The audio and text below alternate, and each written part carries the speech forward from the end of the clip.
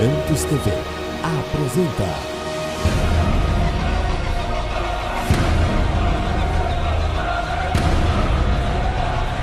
Mensagens que edificam.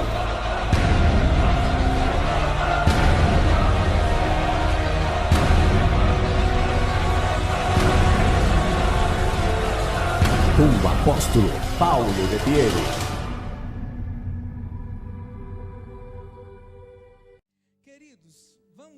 Falar da palavra de Deus, mas antes que você abra um texto, deixa eu te explicar um pouquinho do que eu quero tratar com você. Eu fico observando algumas coisas no meio do povo de Deus, e eu fico vendo como um e o outro está se movendo, como vai se movendo, e eu fico esperando que o Senhor me fale algumas coisas. E esses dias, alguns dias, essas semanas, Ele tem falado algumas coisas comigo, até porque nós temos trabalhado bastante em cima do material que nós vamos utilizar daqui 2 semanas na Clínica da Alma. Você sabe que há 2 quintas-feiras eu tenho falado sobre romper cativeiros. Falamos muito sobre isso, na última quinta-feira falamos sobre isso. E dentro do que nós temos falado, eu queria falar hoje sobre conflitos de alma. E nós não podemos perder de maneira nenhuma esse entendimento que nós temos. O Senhor, quando traz uma revelação, a nossa alma, ela vai fazer o diagnóstico dessa revelação, para aplicar no nosso físico, no nosso corpo se mover. Por que nós temos hoje muitas pessoas presas, aprisionadas, vivendo com síndrome do pânico, com pânico ou depressão? Porque a alma dela está atrofiada, está ferida, está machucada, não está conseguindo mapear, receber as informações que o Senhor tem dado. Por não conseguir receber e diagnosticar essa informação para aplicar no físico, o corpo faz o quê? O corpo vai se esconder. A pessoa não quer sair de casa, a pessoa não reage a mais nada. Isso é porque a alma dela está ferida. Então nós precisamos entender que nós somos tripartido, corpo, alma e espírito. Nós precisamos entender isso e precisamos cuidar bem disso. Não adianta nada você ter fome do espírito, mas a alma ainda não foi curada. Existem alguns traumas que muitas vezes nós carregamos isso da nossa infância, ou da nossa juventude, da nossa adolescência. Existem diversos sintomas que a gente viveu. Existem muitas coisas que foram colocadas e imputadas dentro de nós. Então nós temos que fazer isso. Por que existem muitas pessoas que aceitam a Jesus? Começam a carregar Bíblia. Elas na verdade começam a caminhar bem, mas daqui a pouco a caminhada dela declina de novo.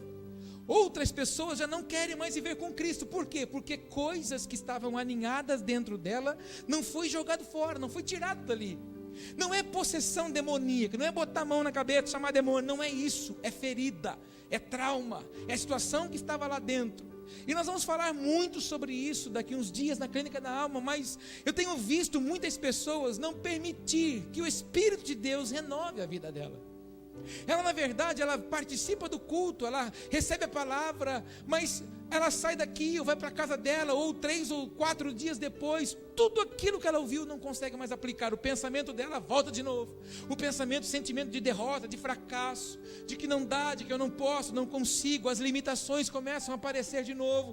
Ela não sabe se ela crê mais, ela não sabe se ela quer mais. Então, estar caminhando com o Senhor, vivendo para o Senhor, para ela tanto faz. Eu tenho observado que isso tem sido uma constante na vida das pessoas. Por quê? Porque o nosso adversário, ele não quer outra coisa a não ser fazer com que eu e você, que temos conhecido a palavra, negue a palavra. Tudo que o nosso adversário trabalha é criando situações para que eu e você vire as costas para o Criador, para o Cristo que morreu na cruz por mim e por você. Jesus nos é apresentado, a gente o recebe, o reconhece. Então qual é o alvo do inimigo? Tirar eu e você desta verdade. Porque se eu e você estivermos imputados, estivermos absorvendo toda a verdade, ele não pode comigo e com você. Por que hoje nós encontramos muitos cristãos, crentes em Jesus, homens e mulheres que já estão há bom tempo caminhando com o Senhor, se apavorando com os ataques do inimigo? Porque o inimigo tem encontrado nessas pessoas uma brecha para atacar. E eu sempre falo isso nas aulas aqui de terça-feira. Muito se falou há alguns anos do diabo, se deu muito crédito para o diabo e se falou muito pouco do Espírito Santo. Porque eu e você fomos feitos imagem e semelhança do Senhor para transbordar o Espírito Santo de Deus. Aproveita e fala isso para o teu irmão: você é cheio do Espírito Santo de Deus. Agora olha para mim, se eu e você somos cheios do Espírito Santo de Deus, e deveríamos ser, e devemos ser, o nosso adversário tem que olhar para mim, olhar para você e dizer: não dá para tocar, não posso fazer nada, porque esse homem, essa mulher, vive conectado no Senhor. Mas o que eu quero, e eu tenho procurado fazer, estudando e pedindo que o Senhor me dê direção, para que você possa compreender, o que eu preciso te ensinar, é que você precisa mapear na sua vida o que faz você se desconectar das coisas do Senhor. O que é que faz com que você, na verdade, retroceda? O que é que faz com que você dê um passo atrás dos propósitos do Senhor? Quais são as situações que surgem no seu dia, na sua semana ou no seu mês, que faz você diminuir, que faz você encolher, que faz você duvidar, que faz você não crer? O que é que acontece?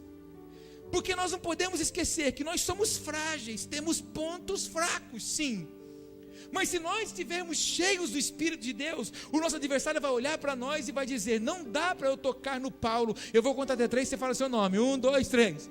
Não dá para tocar nele, porque ele está vestido e revestido, e o escudo da fé dele está levantado.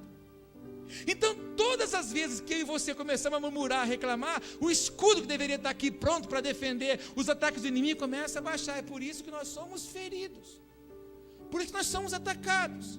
Então aí, por muito tempo a gente imputou assim: não, mas porque o diabo se levantou. Mas o papel do diabo é se levantar, e o nosso é se defender dele. O nosso é marchar nos propósitos que o Pai nos deu, tocando o pé na terra que tem prometida para mim e para você, porque há uma terra prometida para mim e para você. Diga para o teu irmão: há uma terra prometida para mim e para você. Ontem eu estava com uma reunião com os nossos pastores, a gente estava ajustando algumas coisas do mês de março. Eu compartilhei com eles uma palavra que tem me atormentado. Me atormenta porque eu falo isso como líder. Quando nós olhamos para o livro de Jonas, capítulo 1, do versículo 1 ao versículo 5, nós vemos o Jonas negando uma instrução de Deus. Deus fala para ele: pega agora, vai para Tarsis e vai ministrar lá, eu quero que você produza alguma coisa naquela cidade. Então o que ele faz? Ele desobedece o Senhor. Então ele pega uma embarcação, e naquela embarcação ele só desce. Ele desce para a embarcação, ele desce para o porão. E por descer para o porão e por andar em desobediência, Deus traz uma tempestade. E o que eu estava dizendo para os pastores, e eu quero agora transferir para a sua vida: todas as vezes que eu e você estivermos fora do propósito de Deus, eu e você somos os responsáveis em produzir uma tempestade. A tempestade aconteceu naquela embarcação, estava afligindo aqueles marinheiros e o chefe da embarcação por causa do Jonas estar em desobediência.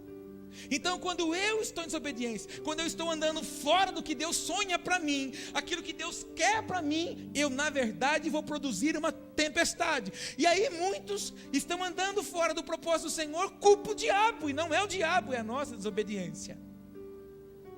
Muitos de nós teimamos com o Senhor. Muitos de nós, o Senhor tem insistido em falar conosco e nos instruir, e a gente teima em não querer ajustar a nossa vida. Então a gente está fazendo o quê? Desobedecendo. E por desobedecer, a gente produz uma tempestade. Segura isso, porque isso é seríssimo. E todas as pessoas que estão à nossa volta pagam o preço, porque eu estou em desobediência. Fala para o teu irmão: você não está em desobediência não, né? Fala para ele: não está chovendo forte lá não, né, irmão? Fala para ele: não está não está. Se você começar a cantar aquela canção assim: o vento, como é que é? Tocou no barco. Eu não sou bom para cantar. O mar se enfureceu. Irmão, deixa eu falar uma coisa para você: se enfurece o mar por desobediência. Porque quando a luta vem para querer virar o seu barco, você vai na proa do barco e fala assim: aquieta-te vento, aquieta-te mar. Ele para. Então tudo aquilo que você ora e não aquieta, significa que é fruto de desobediência. Então muito cuidado, porque às vezes a gente insiste em falar não, insiste em não ajustar áreas da nossa vida, estamos gerando tempestade. Quantos comigo? Então, pensando nisso, quero tratar com você esse texto de Gênesis capítulo 15, versículo 1. Onde está Gênesis, apóstolo? É fácil, é o primeiro livro da Bíblia, Gênesis 15. Eu quero te mostrar uma coisa nesse texto que você talvez nunca tenha visto ou observado desta forma, mas se já viu, glória a Deus, vai te trazer mais conhecimento para você ajudar a vida de pessoas. Gênesis 15, verso 1, hoje quero só ler esse texto com você. Diga amém. O texto diz assim: depois dessas coisas, veio a palavra do Senhor a Abrão, não era o Abraão ainda, era o Abrão, em visão, dizendo: não temas, Abrão, eu sou o teu escudo, o teu grandíssimo galardão. Se você olhar para esse texto, ele é um texto de bênção, mas ele tem algumas coisas escondidas aí, e no último domingo nós vimos pelo menos 7 princípios que nós tiramos ali do livro de Gênesis também, na vida de Abraão. Se você não esteve aqui domingo, assista essa mensagem para você ser instruído. E aqui, se você olhar na sua casa depois, no capítulo 14, você vai ver que no capítulo 14 vai narrar a guerra dos 5 e 4 reis. Houve uma guerra de 4 e 5 reis, um pelejando contra o outro. E nessa peleja, o rei de Sodoma é atacado e o Ló estava lá. E o Ló foi aprisionado.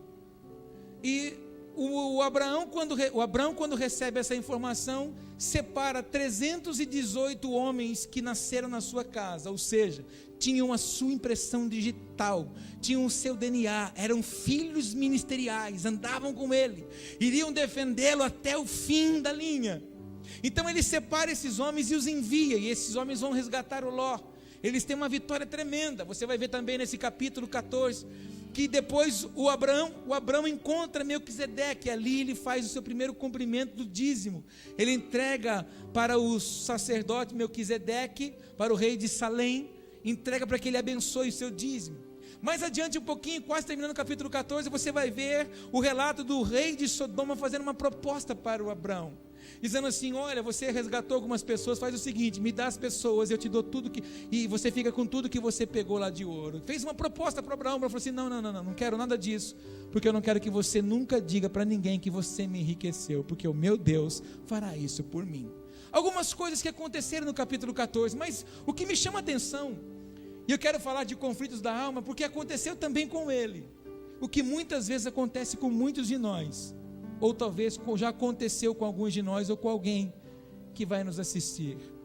Interessante que o texto começa: depois dessas coisas veio a palavra do Senhor a Abraão em visão, dizendo: não temas. Por que ele falou não temas? Porque ele teve medo.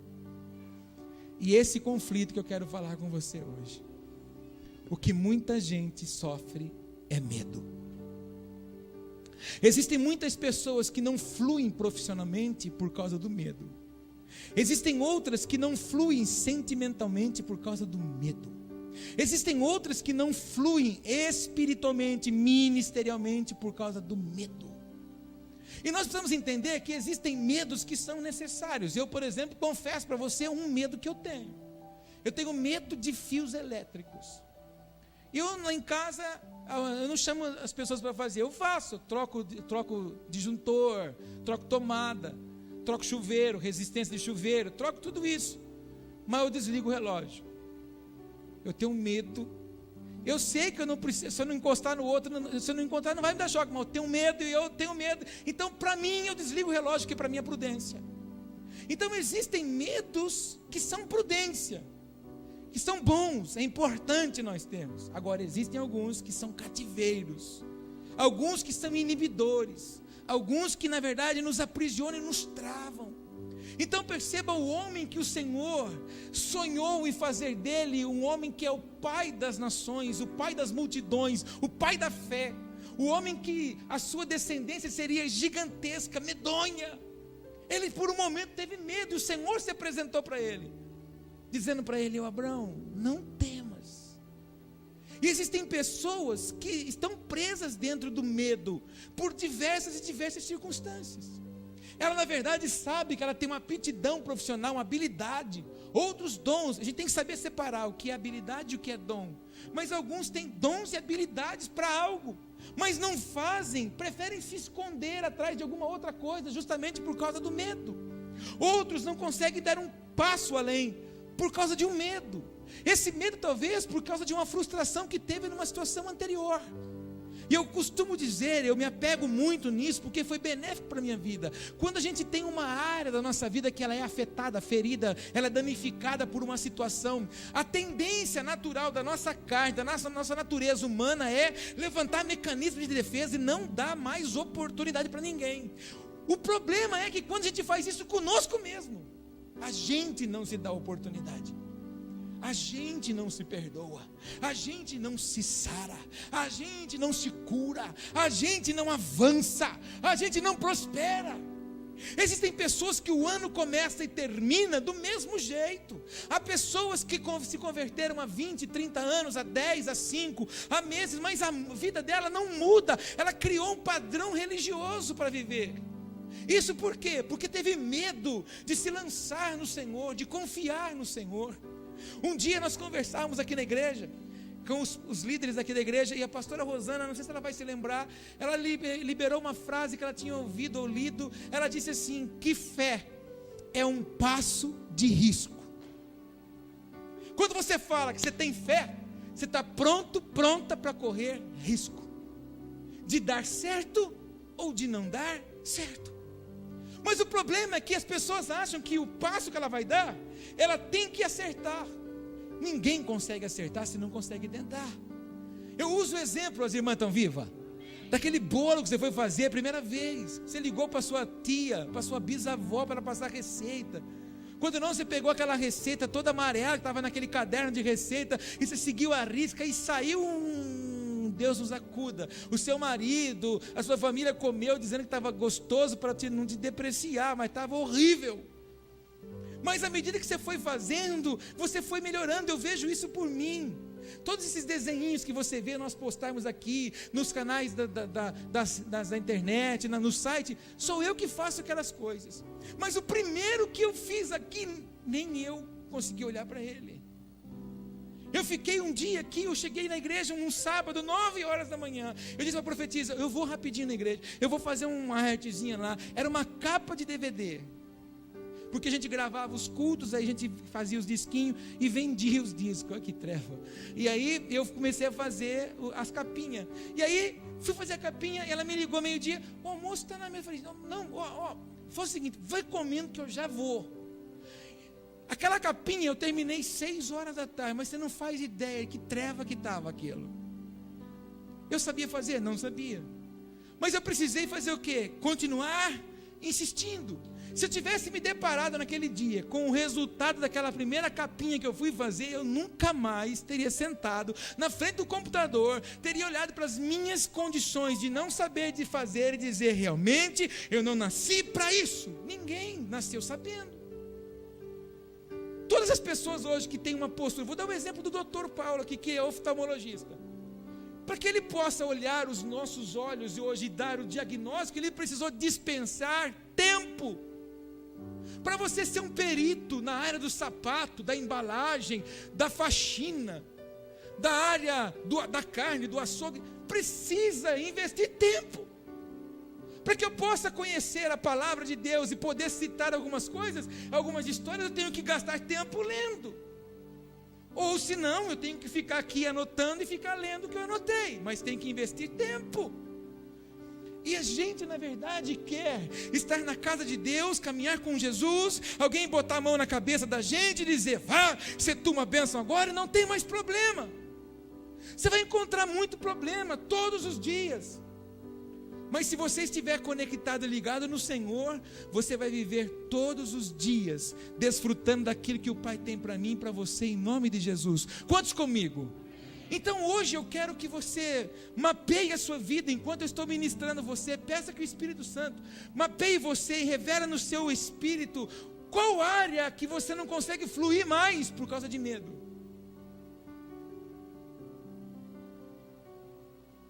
Apóstolo, você não faz ideia como eu tenho medo quando algum parente meu fala que vai viajar. Parece que eu já vejo o carro deles batido já. Isso é cativeiro.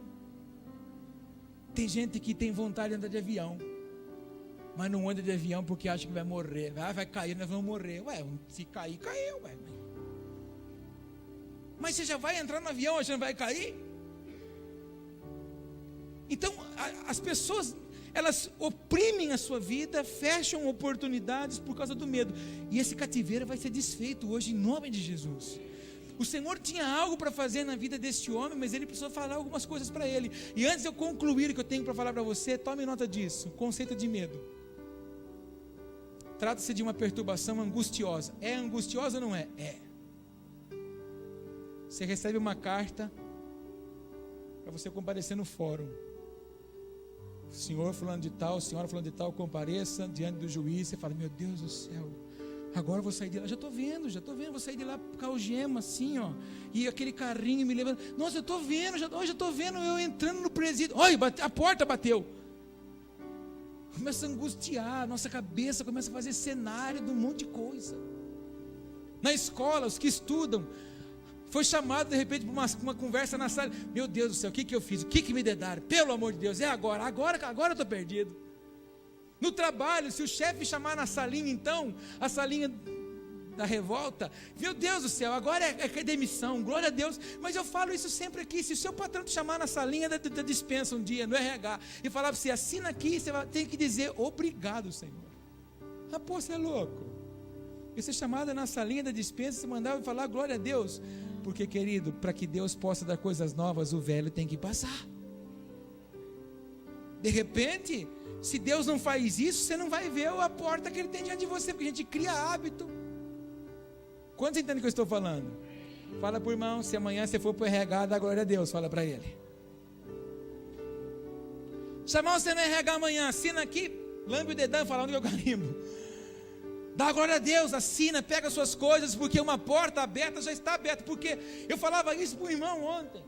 Nós crentes, irmão, em Jesus. Quem é crente em Jesus aqui? Então tem uma mania de falar essa, Jesus. A gente até fica meio mineirês e meio cearês de vez em quando, né? Jesus e assim por diante. Abre uma porta para mim. Que porta que tem que abrir, irmão? Essa porta está aberta. A palavra que ele escreveu para mim, para você é: eis que pus uma porta aberta. Só que na carta seguinte ele fala: eis que estou à porta e bato. A porta que ele abriu, a dureza do nosso coração fechou. E hoje ele está batendo: abre que eu preciso entrar. Se você ouvir a minha voz e abrir, eu entro. Então não existe porta fechada para o crente em Jesus. Quem fecha a porta é o crente. Quem não consegue ver oportunidade de emprego, de promoção, de alcançar coisas maiores, é aquele que não consegue enxergar a porta pela dureza do seu coração ou pelo medo.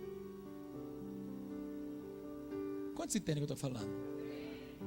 Tem uns 2 irmãos aqui na igreja que trabalham com transporte de encomenda. Eu disse para eles: olhem para a motoca de vocês e comece a ver uma frota.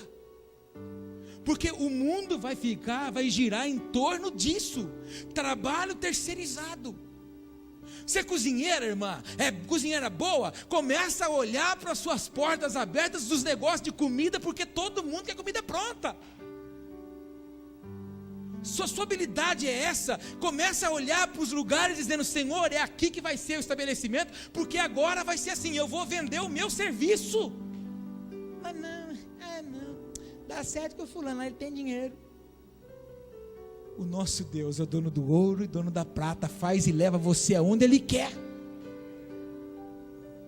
Outro dia, Ana Paula Valadão disse uma frase que eu guardei ela para mim. Ela disse: quantos querem ir para Israel? Ela estava ministrando. Aí todo mundo: Aí ela falou assim, só que um monte de gente fala assim: para ir para Israel é muito caro. Ela disse assim: Israel não é você que vai, é Deus que te envia. E é verdade. Quando as coisas é para Ele, quando é Ele que quer ser exaltado, quando você permite que Ele seja exaltado, Ele provê recurso, Ele faz tudo o que for preciso para te abençoar. Quantos entendem o que eu estou falando? Fala para o teu irmão: a porta que você precisa já está aberta. Trata-se de uma perturbação, não consigo falar isso aqui, trata-se de uma perturbação angustiosa perante um risco ou uma ameaça real ou imaginária. Então, existe uma ameaça real você atravessar a rua sem olhar? Claro. Mas existe aquela: ai meu Deus, não deixa atravessar lá, porque você vai pegar ele. Isso é cativeiro. Isso é trauma. Isso é problema que você precisa resolver. O conceito também se refere ao receio ou à apreensão que alguém tem de que venha a acontecer algo contrário àquilo que ela pretende. Por exemplo, amanhã eu tenho que viajar. Sábado, quando acabar lá, não sei a hora, eu tenho que montar no carro e vir embora. E o bom é que meu copiloto é uma bênção. Meu copiloto fala, Deus te abençoe, e dorme. Meu copiloto profetiza mais. E eu falo, amém, dorme com Deus, que os anjos te acompanhem. Aí ela acorda, ela fala, nossa, a gente já está aqui? Já.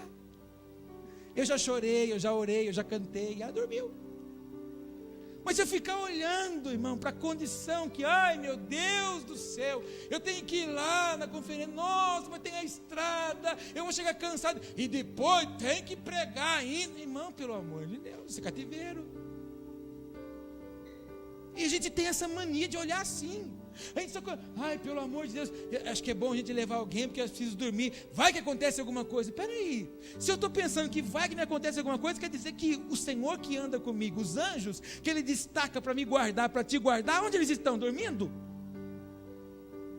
Deus manda anjos, Ele dá ordem a anjos por causa de você.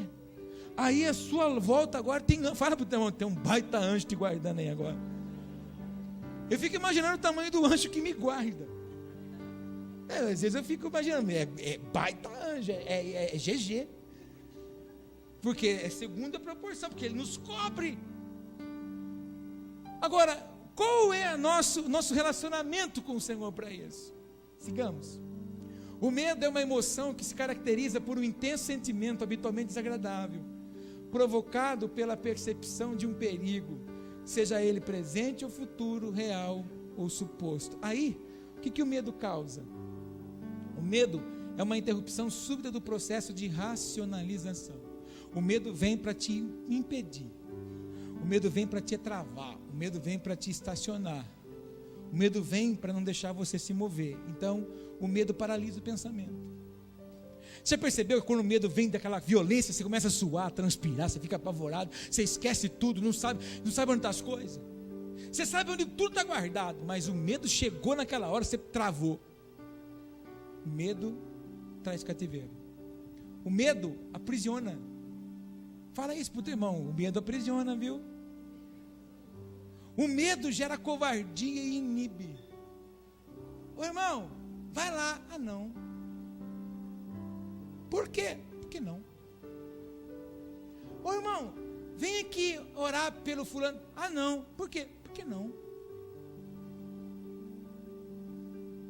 Ô irmão, vai lá, frita. Ah não. Por quê? Por que não?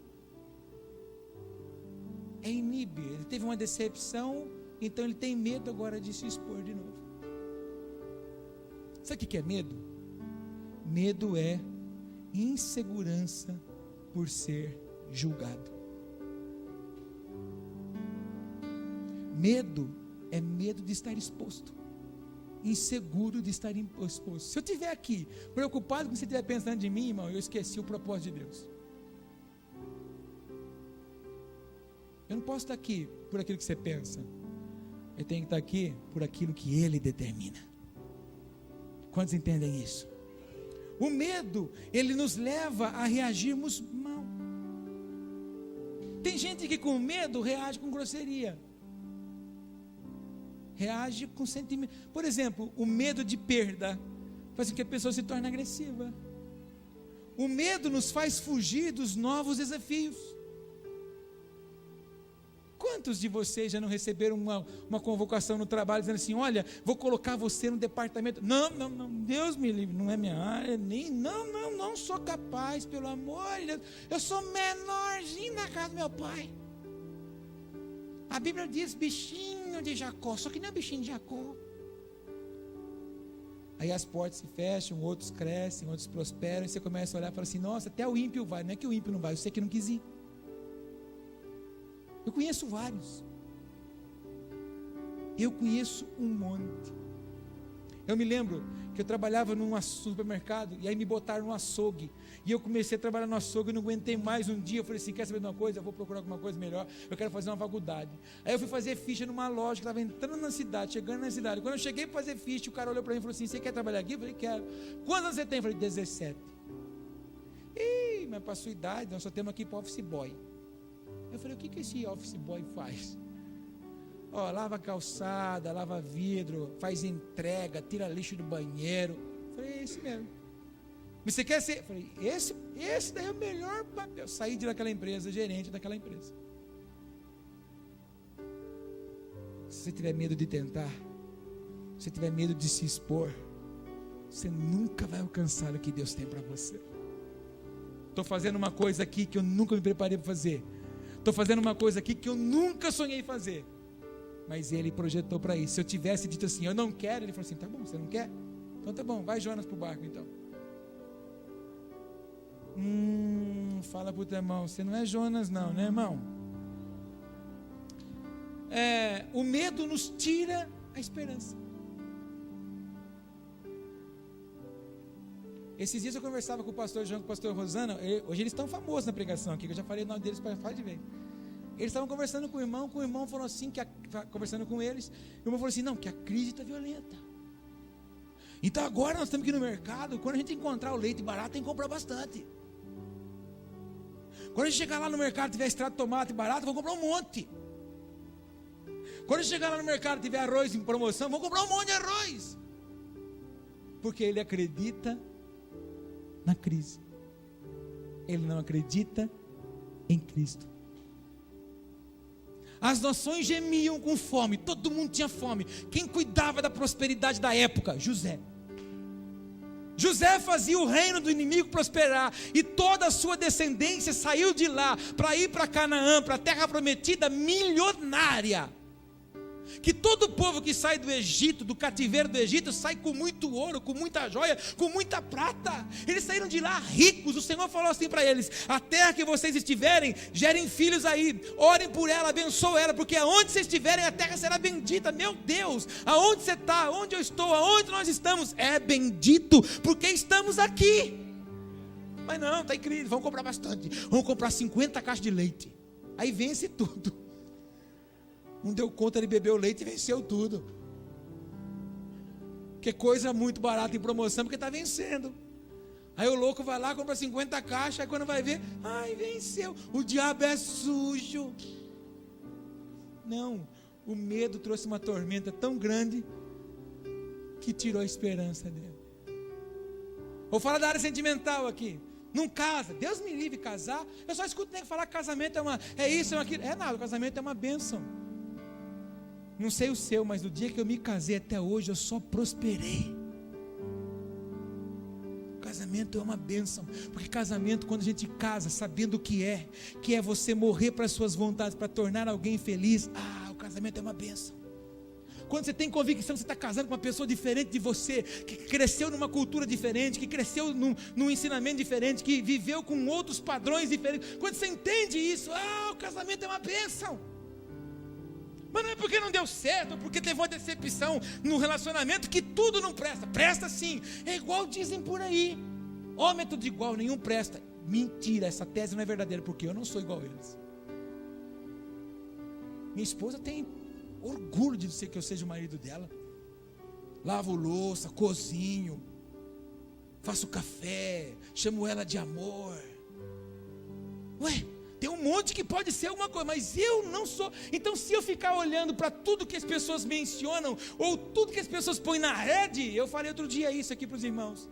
Se você ler a historinha de Chapeuzinho Vermelho e do Lobo Mau, na versão do Chapeuzinho, o lobo é mau. Mas se você ler a história do Chapeuzinho Vermelho e do Lobo Mau, na versão do lobo, a Chapeuzinho é mau. Toda a história tem dois lados. E essa frase que está aqui é uma verdade. A visão que você tem da vida determina a vida que você vive. Se a sua vida é a palavra, nada te faz retroceder. Conta isso para o teu irmão. Se a sua vida for a palavra, nada faz você retroceder. Eu vou concluir, fala aleluia. Deus expressa 3 pontos importantes para Abraão. Primeiro, não temas, uma ordem. Abraão, deixa eu falar uma coisa para você, rapaz. Sou eu. Abraão, você tem medo? Luciano, você tem medo? Luan, eu troquei. Luan, você tem medo? Chico, você tem medo? Não temas. O que o Senhor estava dizendo para Abraão nessa hora era uma ordem. Ei, fui eu que separei você, rapaz. Fui eu que marquei você. Fui eu que pus a minha impressão digital em você. Não tenha medo. Não entre nesse cativeiro. O que Deus pode estar dizendo para alguns de nós hoje aqui é uma ordem. Para de ter medo. O que Deus, meu pai, o que Deus está dizendo para alguém aqui hoje é: para de ser covarde, porque os covardes Ele separa. O Gideão pegou uma turma, e aí o Senhor falou assim para ele: ó, quem for covarde, manda voltar embora, manda voltar para trás. Meu Deus, de um povo gigante de 10.000, 300 foram aprovados, porque tomavam água que nem cachorro.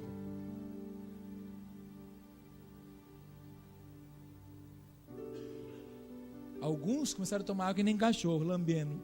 Só ficavam olhando para a água com desespero. Mas tinha uns 300 tomava água, ficava só de prontidão. Onde é que estava o inimigo, hein?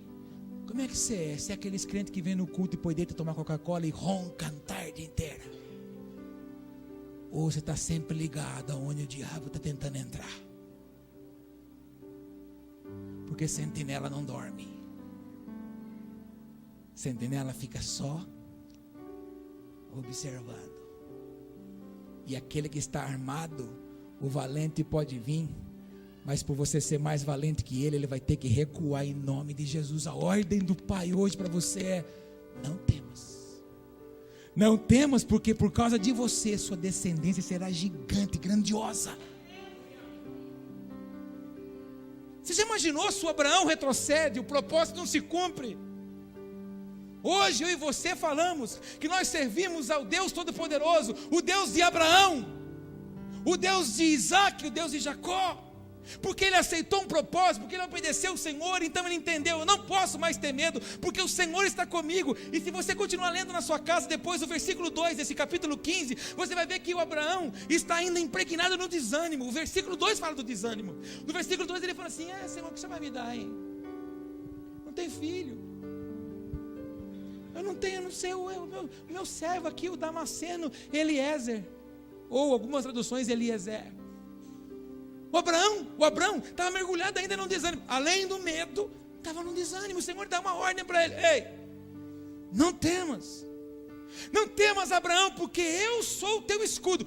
Uma revelação para ele: enquanto alguns têm armas, você tem a minha, Abraão.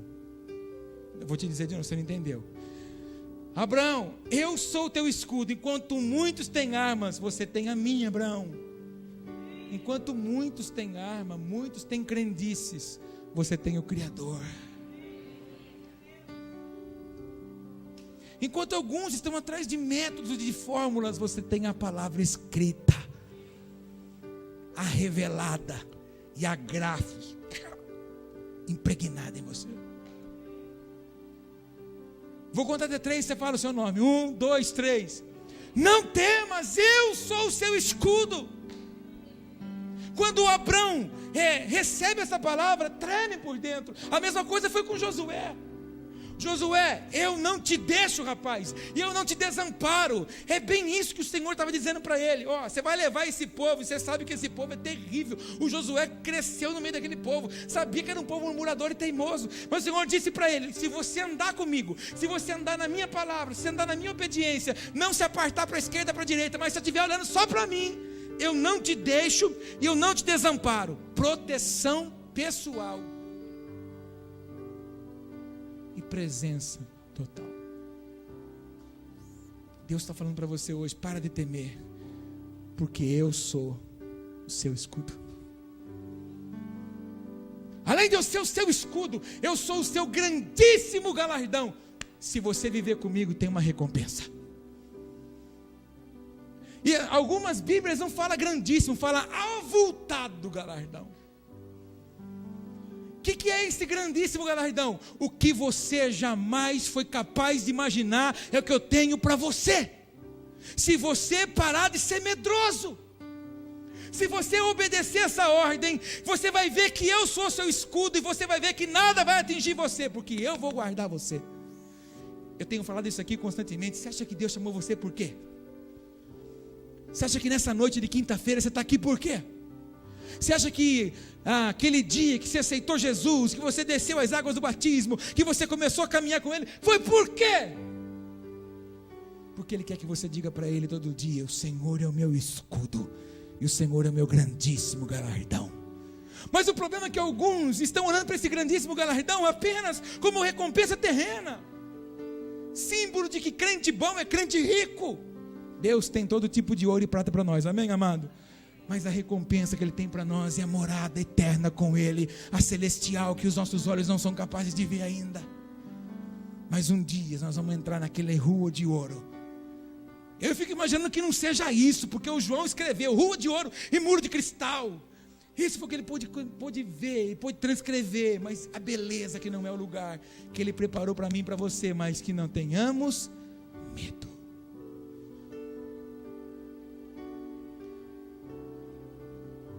Precisamos reconhecer a nossa identidade de filhos e o nosso destino de herdeiros. Se você ainda está andando com o Senhor como apenas um seguidor, como apenas um crente, você precisa entender hoje que Deus não está esperando a manifestação dos crentes da Ventus. O Senhor não está esperando a manifestação dos religiosos. O Senhor está esperando a manifestação dos filhos. Há uma ardente expectação nele, para que os filhos apareçam. Que eu e você fale para Ele todos os dias: Abba, Abba. Em vez de falarmos coisas que não precisa, de murmurarmos, falarmos para Ele: Abba, manifestarmos como filho. Então nós precisamos entender, reconhecer a nossa identidade, que somos filhos de Deus, e que nós temos uma herança, porque na verdade somos co-herdeiros em Cristo. Há uma promessa para mim e para você, e o texto para você orar por ele, sobre ele nesses dias: no amor não há medo, pelo contrário, o perfeito amor expulsa o medo, porque o medo supõe castigo, o medo traz cativeiro. Você viu um monte de coisa que ele faz. Aquele que tem medo não está aperfeiçoado no amor.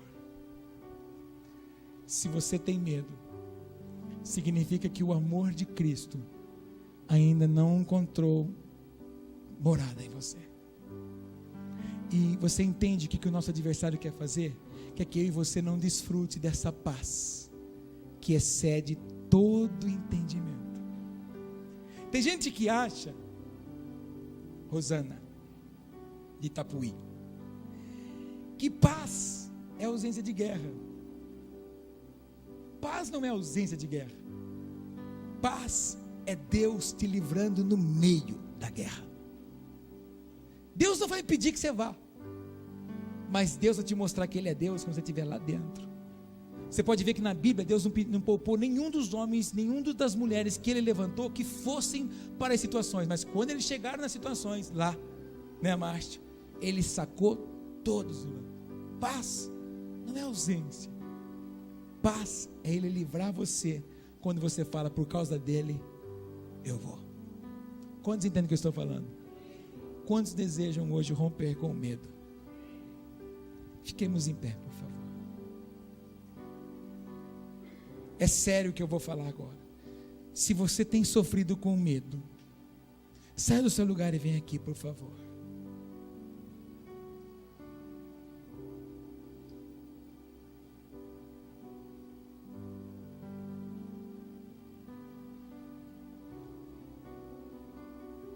Sempre tem que ter um corajoso para vir. A hora que um corajoso vem, os outros vêm junto. Preciso colocar uma unção na sua testa. Preciso quebrar um mecanismo de defesa hoje aí, e de acusação. Deixa eu ungir a frente aqui, ó.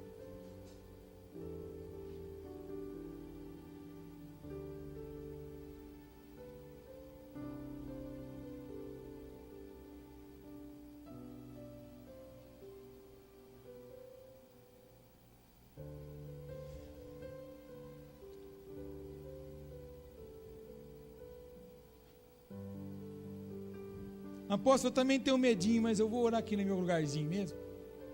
Tá bom, você que sabe. Deixa eu ungir sua testa aqui.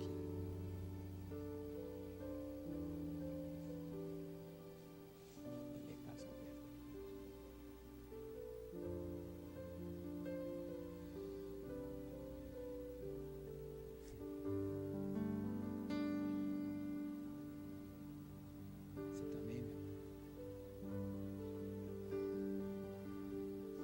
Aleluia. Todos. Deixa eu passar aqui. Isso, vocês que estão aqui na frente, põe a mão no seu coração. Pode ficar preocupado que ninguém vai fazer nada com você, nós só vamos orar. Você que está nas cadeiras, feche os olhos também, vamos orar. Pai, ouvimos a Tua palavra nessa noite. O Senhor deseja tratar áreas da nossa vida, Pai, que estão aprisionadas dentro desse sintoma chamado medo. Há pessoas que não conseguem avançar, há pessoas que não conseguem fluir. Há pessoas, Pai, que o nosso adversário conseguiu aprisioná-los dentro de um cativeiro, dentro de uma gaiola, de uma prisão, Senhor. E Ele trancou de uma forma que tem feito com que essas pessoas se sintam desprezadas, se sintam esquecidas, abandonadas. Muitas vezes, Pai, não conseguem olhar para diante, sabendo que o Senhor está cuidando de todas as coisas. Outras vezes, Pai, a preocupação toma conta de uma forma tão violenta, que tem roubado, Pai, o nosso raciocínio, tem roubado, Pai, o compreender da Tua palavra, e aquilo tudo que recebemos de instrução não é aplicado em nossas vidas.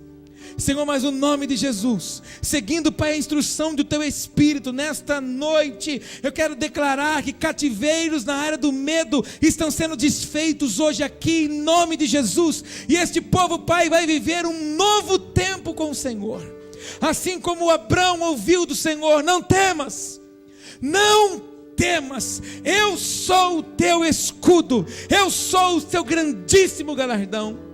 A partir desta noite, Pai, os teus filhos e as tuas filhas vão se mover por uma palavra. Eles vão se mover, Pai, sabendo de que há uma eleição, de que foi feita uma escolha, e o Senhor escolheu separá-los, o Senhor escolheu marcá-los para um tempo do Senhor, para um propósito do Senhor.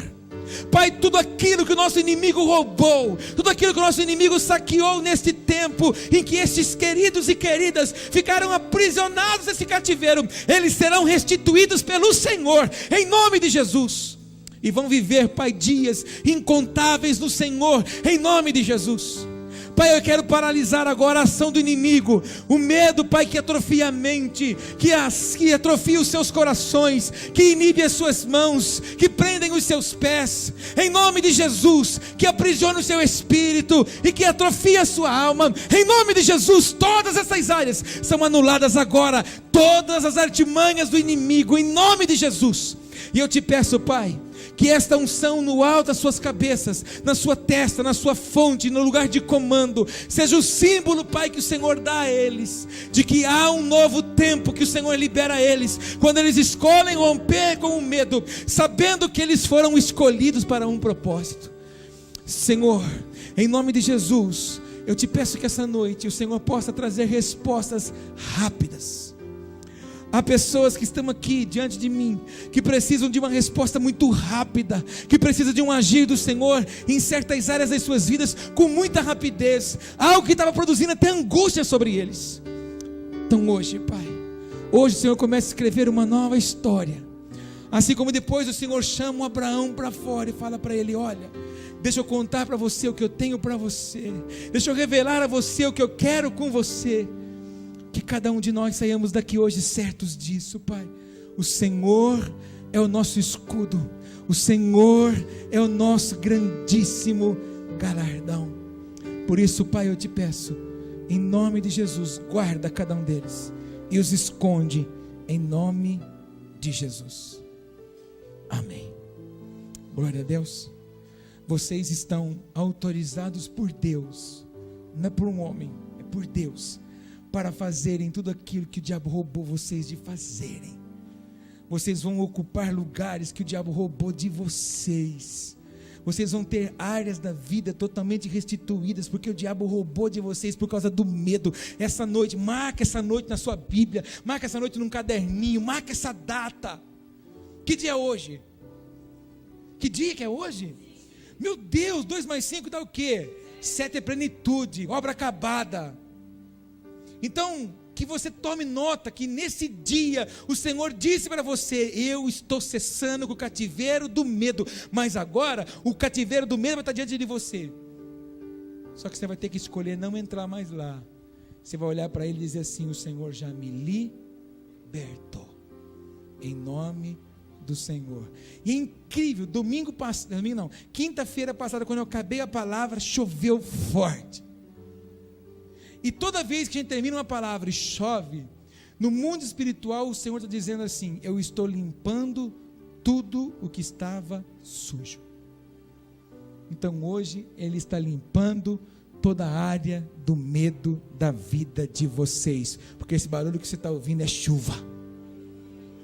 E amanhã, quando o sol brilhar, você vai dizer: Senhor, é o ciclo novo. Para alguns de vocês, olha, eu estou arrepiado. Para alguns de vocês, o ano começa hoje. Vocês vão receber coisas de décadas. Vocês vão viver coisas de décadas. Décadas. Amém? Recebe essa palavra? Julga ela. Medita sobre ela. Não temas. Eu sou o seu escudo. Seu grandíssimo galardão. Amém? Você pode dar um forte aplauso para Jesus? Pode voltar para o seu lugar. Eu quero viver para ti, sonhar os seus sonhos, morrer para mim. Tua vontade é o que eu mais quero fazer, pois te conhecer foi o melhor presente que um dia eu ganhei. Viver para ti, sonhar os teus sonhos, morrer para mim. Tua vontade é que eu mais quero fazer, pois te conhecer foi o melhor presente de Deus para mim, Jesus. Glória a Deus.